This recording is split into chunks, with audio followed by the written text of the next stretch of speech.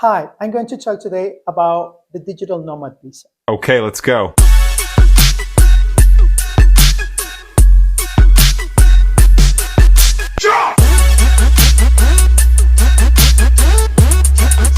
The Digital Nomad Visa is a visa that in Ecuador is very easy to get.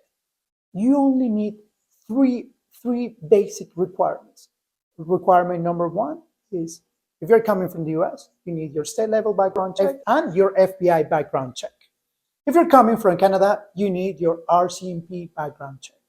Then for the digital nomad, you need to have a contract that says that you can work remotely, but also that you're receiving a payment that is more than $1,410.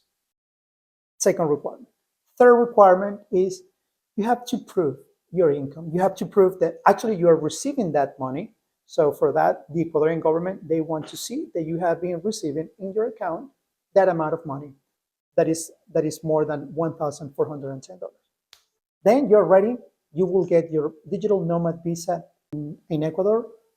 Remember, the obtaining of the documents in the US, it takes between 8 to 10 weeks. In Canada, it takes between 10 to 12 weeks.